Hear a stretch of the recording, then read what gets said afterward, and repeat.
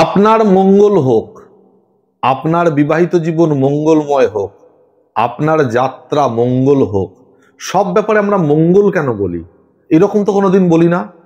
আপনার সূর্য হোক, আপনার চন্দ্র হোক, আপনার বৃহস্পতি হোক, তাহলে মঙ্গলটাই কেন বলি? এই মঙ্গল গ্রহ, যে গ্রহটি আমাদের জীবনকে এতটাই কন্ট্রোল করছে, যেখানে মঙ্গলকে ছাড়া আমাদের জীবন ভাবাই যায় না।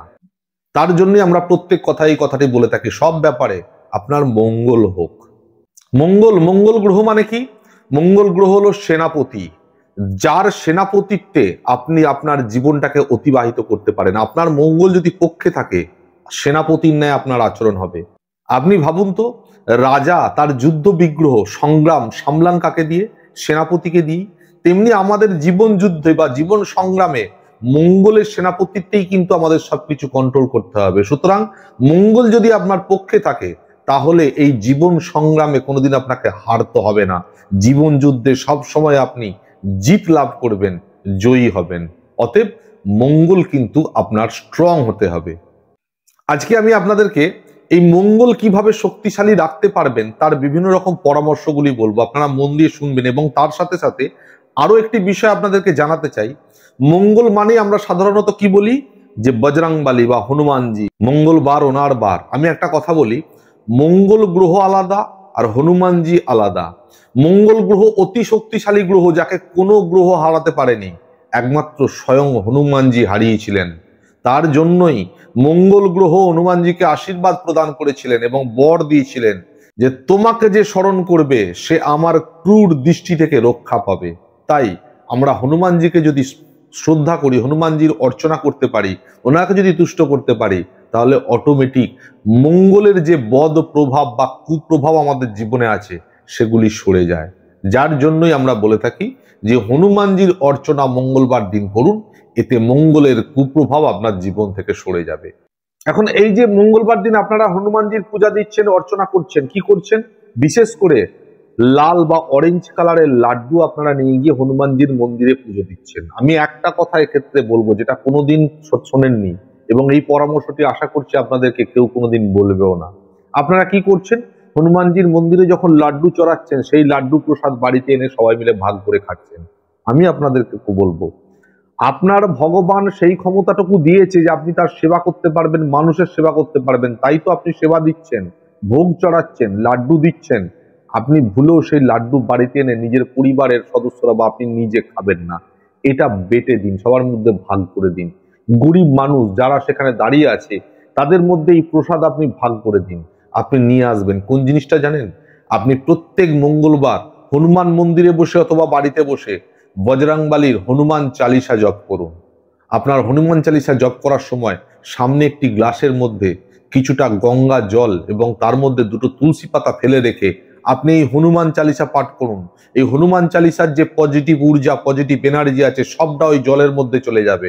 সেই জলটা বাড়ির সবাই মিলে ভাগ করে খান। ওই প্রসাদটা আপনি সবাইকে খাইয়ে দিয়ে আসুন, বাইরের লোককে। কারণ একটা জিনিস জানবেন, মঙ্গল একটা যেমন শুভ মঙ্গল আছে, তেমন একটি বদ মঙ্গল আছে।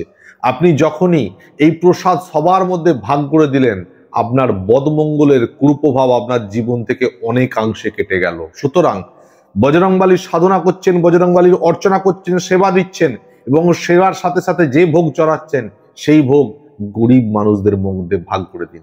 একটা জিনিস দেখবেন, আমরা কি করি সাধারণত, দেখবেন আমরা যখন নিজেদের খাবার জন্য কোনো মিষ্টান্ন নিয়ে আসি, কোনো ভালো জিনিস নিয়ে আসি, তখন সেটা সব থেকে ভালো কোয়ালিটির জিনিসটা নিয়ে আসি। এটা আমি খাবো, এটা আমার স্ত্রী খাবে, এটা আমার সন্তানরা খাবে। আর যখন কোথাও পুজো দেবার ব্যাপার হয়, তখন ওই 5 টাকা পিস সন্দেশ বা প্যারা নেই, কাউকে যখন ভাগ করে দেওয়ার দরকার হয়, তখন সব থেকে সস্তার মিষ্টিটা আমরা খুঁজি।